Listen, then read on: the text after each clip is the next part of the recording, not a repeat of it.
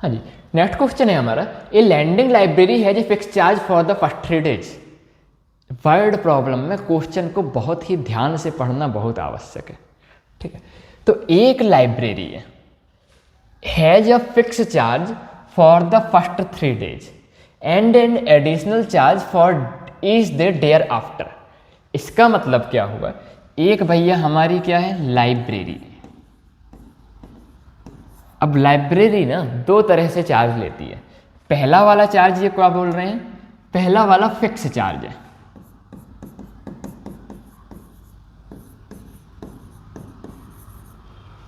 For the first 3 days, ये जो fix charge है ये कितने दिन के लिए लगता है, 3 days के लिए लगता है, ठीक है। मतलब आपने 1 दिन को लो, चाहे 2 दिन को लो, चाहे 3 दिन को लो, पैसा तो क्या है, फिक्स है कि इतना लगेगा ही लगेगा। ये क्या है, फिक्स चार्ज।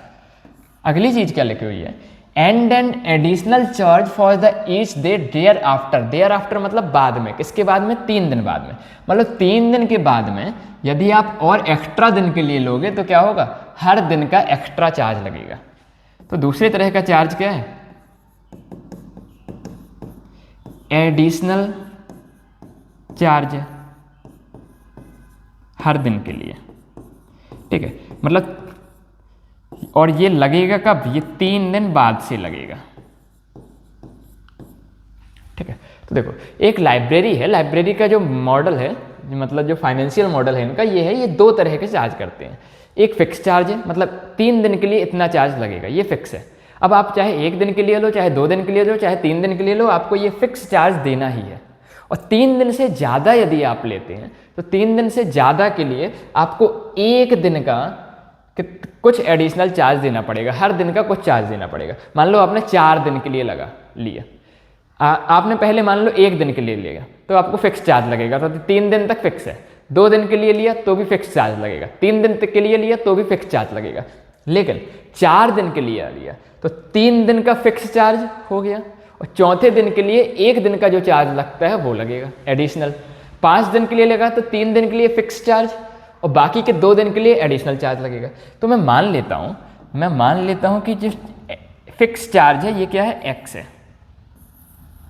ठीक है। और ये जो एडिशनल चार्ज है ईच डे के लिए ये क्या है, वाई है, ऐसा मैंने मान लिया। अब आगे का क्वेश्चन पढ़ते हैं। सरता ने क्या दिए, 27 रुपीज दिए, तो भैया ये लिख लिया 27। कब दिए, जब इसने 7 डेज के लिए बुक रखी है। तो यदि इसने 7 डेज के लिए बुक रखी है तो 3 डेज का कितना लगा होगा, 3 डेज का तो फिक्स चार्ज लगा होगा कितना, एक्स। और बाकी 3 से कितने ज़्यादा दिन है, 7 डेज में 3 से 4 ज़्यादा दिन है, तो 4 डेज का डेली का जो चार्ज है कितना है, ईच डे के लिए चार्ज कितना है, वाई, वो लगा होगा।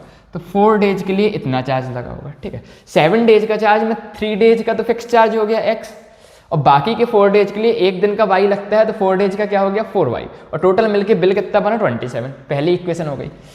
वाइल सुशी पैड 21, सुशी ने कितना पैड किया है, 21 पैड किया है। For the book she kept for 5 days, 5 days के लिए रखा है तो कितना पैसा लगा होगा, देखो 3 दिन का तो फिक्स चार्ज लगा होगा एक्स, अब 5 दिन में 3 दिन का तो एक्स हो गया, बाकी कितने बचे, 2 दिन बचे, तो 1 दिन का एडिशनल चार्ज वाई होता है, तो 2 दिन का कितना हो जाएगा, 2y। ये हमारी बन गई पहली इक्वेशन, ये बन गई दूसरी इक्वेशन, ठीक है। एलिमिनेशन मेथड से यही सॉल्व कर देता हूँ, ठीक है। देखो x का कोफिशिएंट क्या है, बराबर है। यदि x का कोफिशिएंट इक्वल है तो हमें देखना है साइन भी क्या है, दोनों पॉजिटिव है, तो हमें क्या करना पड़ेगा, सब्ट्रैक्शन। तो चलो भैया दूसरा सा कलर लेते हैं जल्दी से और सब्ट्रैक्शन करते हैं। तो यहाँ पर हमने क्या किया, माइनस, सब्ट्रैक्शन किया तो पॉजिटिव के नीचे नेगेटिव, पॉजिटिव के नीचे नेगेटिव, पॉजिटिव के नीचे नेगेटिव, तो 27 माइनस 21 कितना आ गया, 6, x माइनस एक्स कैंसिल हो गया, और 4y माइनस 2y कितना आ गया, 2y। तो यहाँ से y की वैल्यू कितनी आ गई, 3, ठीक है। किसी एक इक्वेशन में y की वैल्यू रख के x की वैल्यू निकाल लेते हैं। तो मान लो जो पहली इक्वेशन है 27 equal to x plus 4 into y की वैल्यू